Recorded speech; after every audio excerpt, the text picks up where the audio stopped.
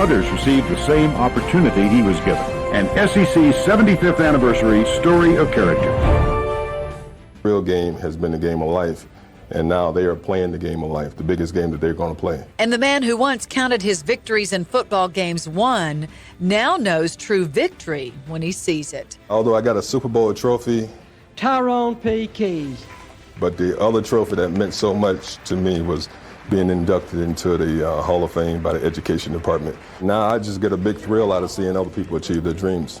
And I just never forget, as a kid, watching all the Super Bowl games and watching Monday Night Football, and my mom said, it's time to go to bed, but I said, no, Mom, I want to play pro football one day.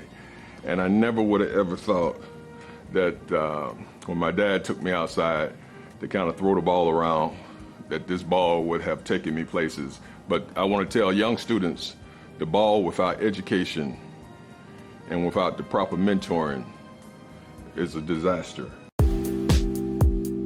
Tyrone Keys was born in Jackson, Mississippi. He attended Dawson Elementary School, where his young life was impacted forever by his 6th grade teacher, who taught him to dream big and believe in himself.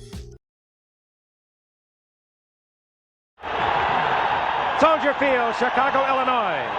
This venerable stadium will be a wild scene tonight. Two of the oldest rivals in pro football history meeting, the Green Bay Packers and the Chicago Bears. And the Windy City, Chicago, has been upside down this past week. The Bears are undefeated and off to their best start in 43 years. While the Green Bay Packers have won their last two, tonight they'll be looking for the upset. For Green Bay, 3 weeks ago, he's in there now. Andy Wright, he can run it. It's a lot of distance, hit from behind. Chasing him down was Dan Hampton and Tyrone Keys. Dodging Bears. Here's Al Del Greco, 42-yard field goal attempt. Zorn is the holder, former Seattle Seahawks quarterback. That ball is blocked. Bears playing Bears football. From the end zone, we'll see that blocked field goal attempt. The first thing you want to do as a defensive unit is get penetration. So they push the Packer offensive line. Look at number 98, Tyrone Keys at 6'7". He gets up there and gets a hand on it. There he is, the big number 72. Thunder and lightning. First and goal to go. Peyton, hangs in behind the refrigerator. And this crowd loves it. They've been writing about this. They stuck him in the backfield a week ago against the 49ers. Many thought out of spite for Bill Walsh's use of Guy McIntyre in the NFL championship game, NFC championship game a year ago when they used Guy McIntyre in the backfield. But look at him. Look at this 350 pounds leading Walter Payton. He hits George Crumby, number 52, and watch him. Oh. It took him right out of the stadium.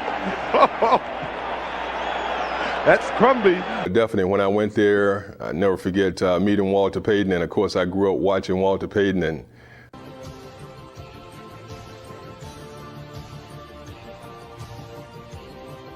I appreciate him for taking me up under his wings and showing me the ropes. Our foundation is to make a difference wherever that need or wherever that positioning may be, and that's what we do.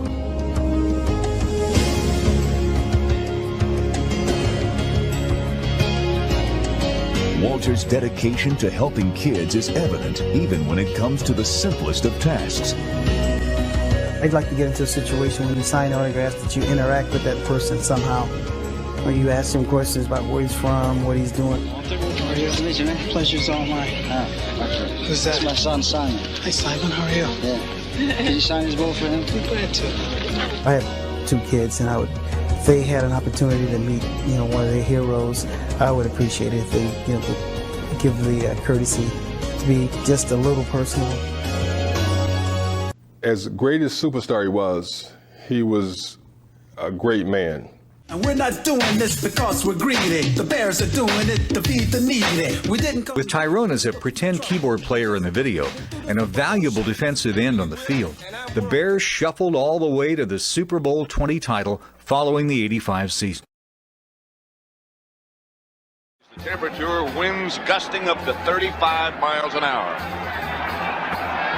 And we'll see as the afternoon progresses what kind of an effect that will have.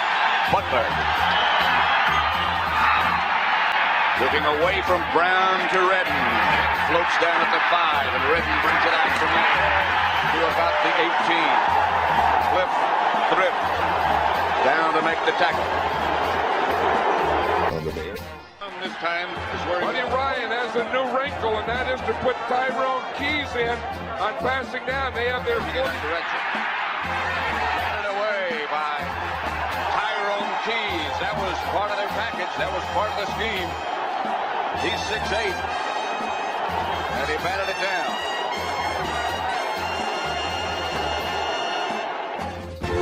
Ahead 17-0, the stage was set for one final magic moment. And now the winner that everybody talked about. I wonder if they finally arrived. Maybe they're cheering for the snow. The best thing about that day was the last fumble. Third down, 11 yards to go for Dieter Brock and company. Brock back to pass, the rush on to and hammered down. Look at the ball. Picked up by Wilbur Marshall. Marshall running across the goal. Go. 30. 20. There's all the way. 5 touchdown. Goal. Oh, man. What a way to end. Oh. Wilbur Marshall has scored for the Chicago Bears.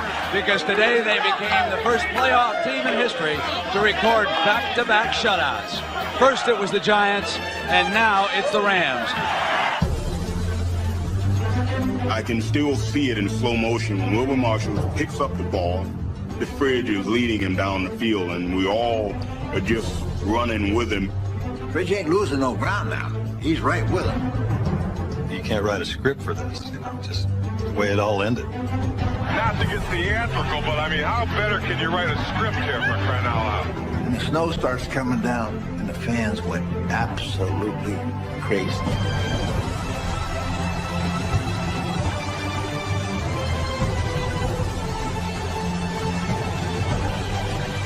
The Bears were going to their first Super Bowl.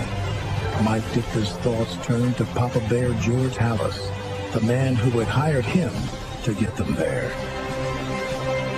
And I think right there, the old man was saying, that's the first time since '63.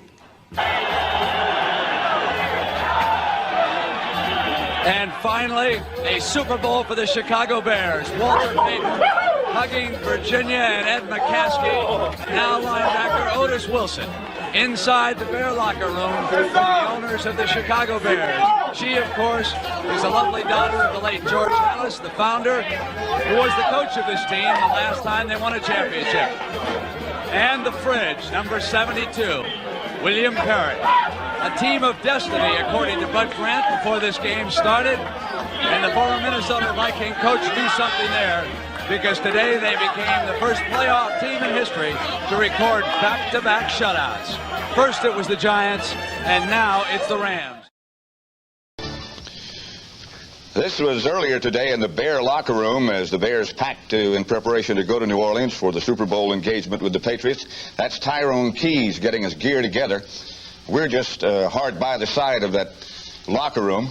We're in the weight room of the Bears. Atlanta, bring on Dallas. This is for Mike and Papa Bear Halas. This man walked in the room and said, if you just stand with me, if you just believe in me, we'll be at the dance in 3 years. And here we were. I wanted the Bears to be the best. I wanted the Bears to have the best reputation. I wanted them to be the toughest, and I wanted to win the championship. And I told our team when I got there, I got good news and bad news. The good news is we're going to win a Super Bowl here. The bad news is a lot of you people aren't going to be here when we do it. And I didn't mean that to be cruel. I meant it to be factual. One of the most dominant defenses ever saved its best for last. The snap to Grogan, the blitz is on, over the left side, he goes.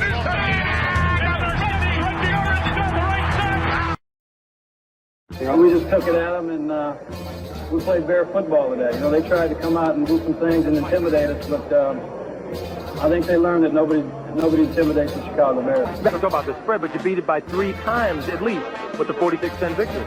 Well, the thing that Buddy Ryan had expressed to us all week long, that they were exactly the same team that we played the second game of the year. We just let them do all the talking all week long, and we knew we had a good game plan, and we came out and performed real well. Mention first that a lot of people have said to me this week or this year,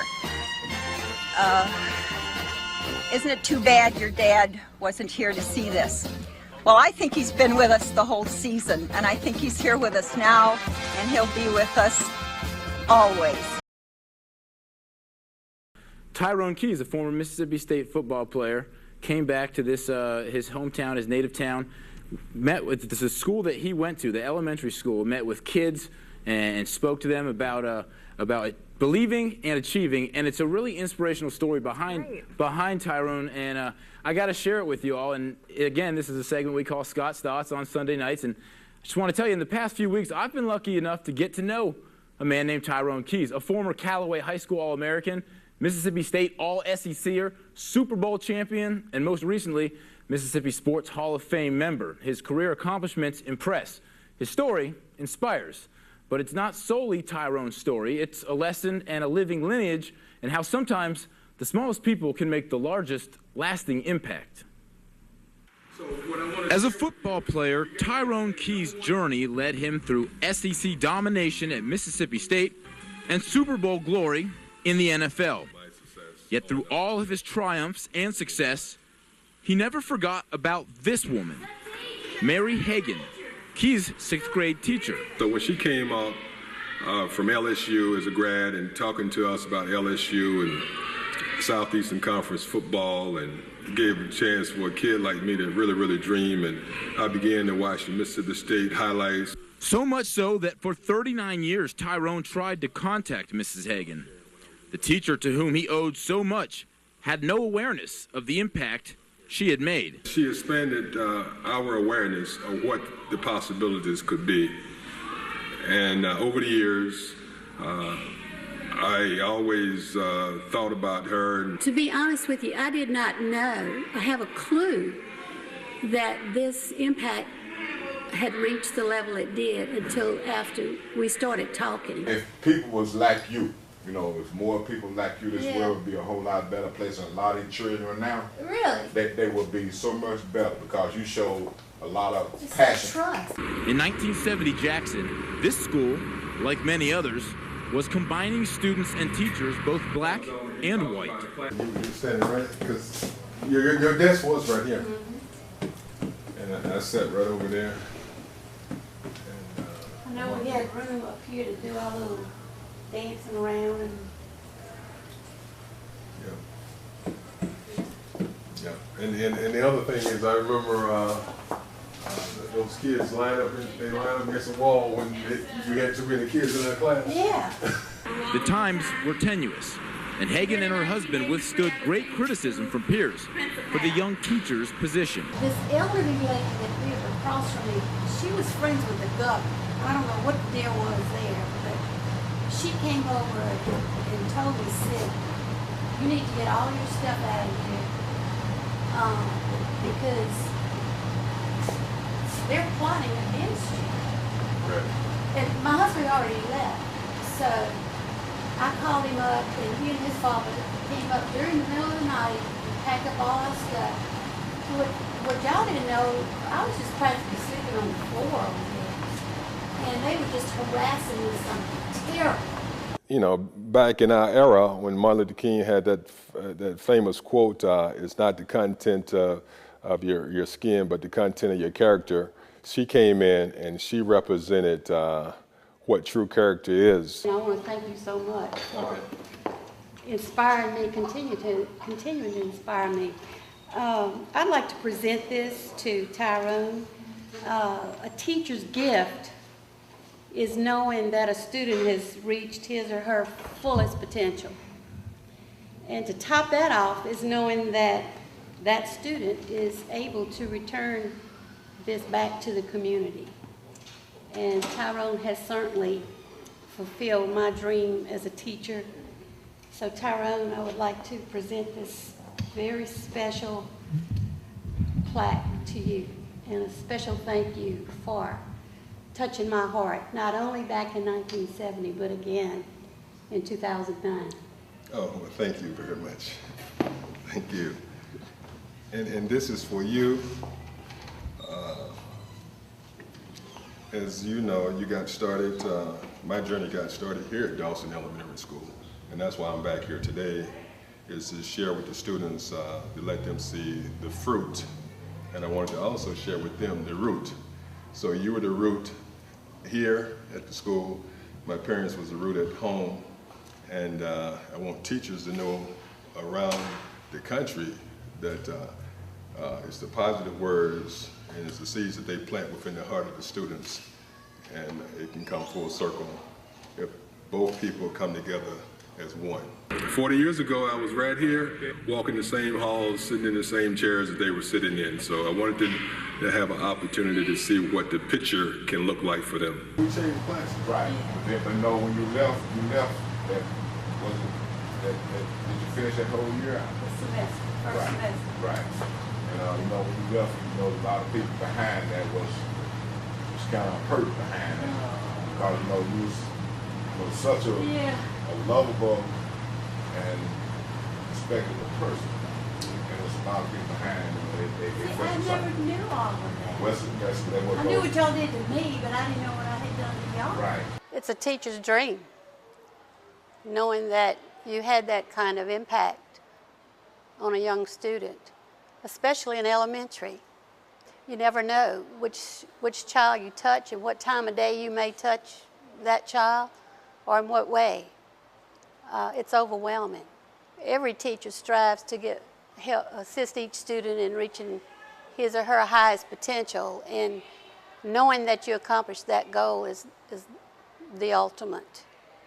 When they first started talking at Tyrone's recent induction into the Mississippi Sports Hall of Fame, where teacher stood beside student for the first time in nearly 4 decades, as Miss Hagan accompanied Keys as his special guest. 6 new members were added to the Mississippi Sports Hall of Fame tonight during the first of a weekend of activities here in Jackson.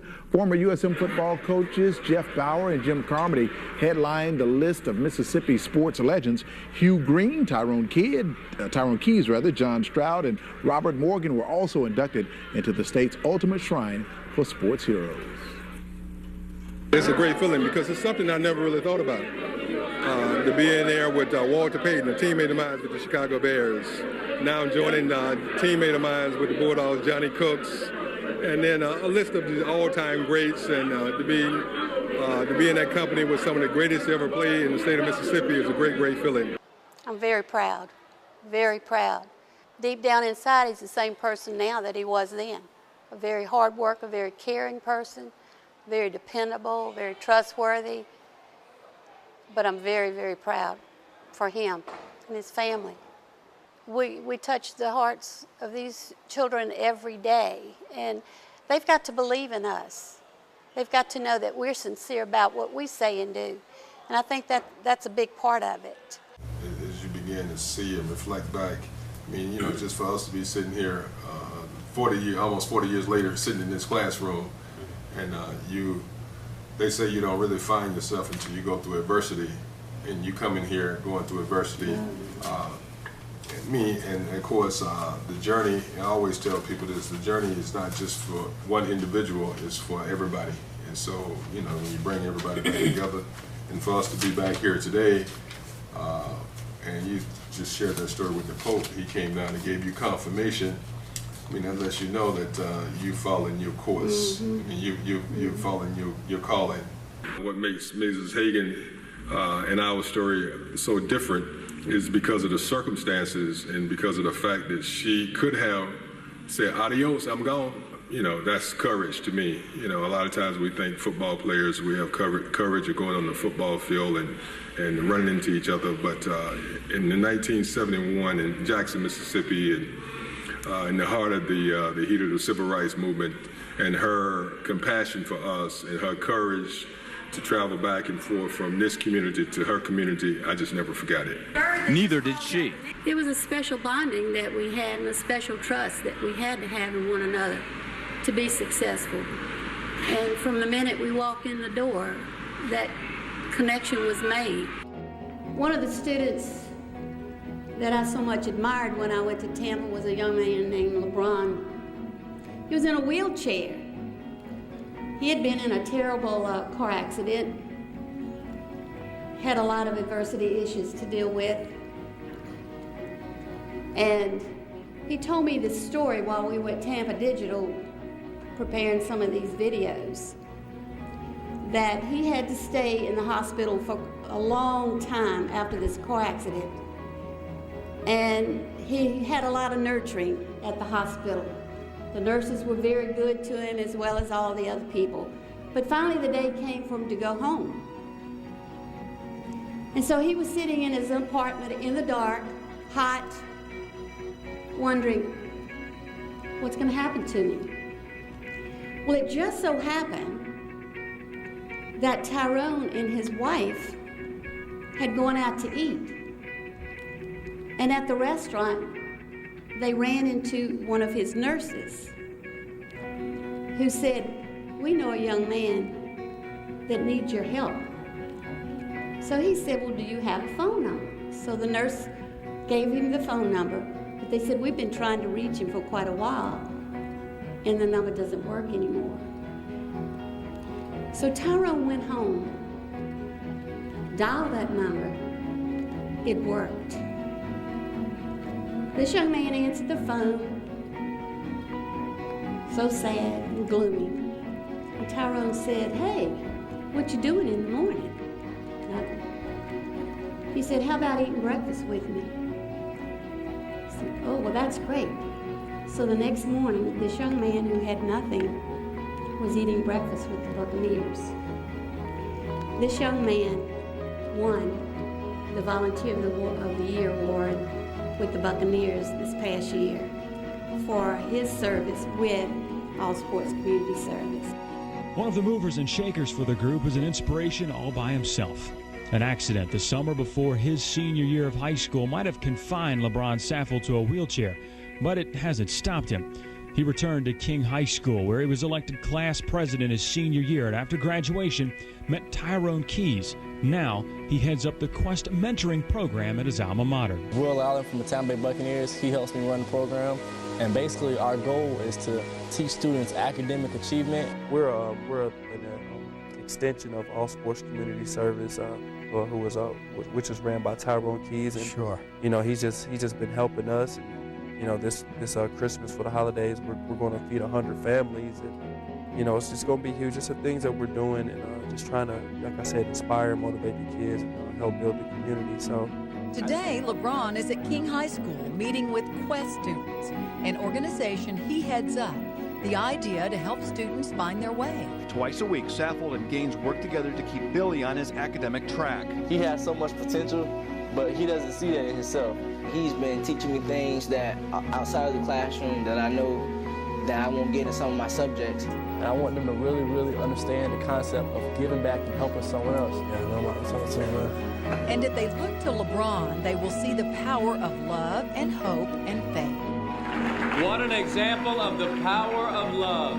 One teacher, one student, a future of many, many possibilities. Wow.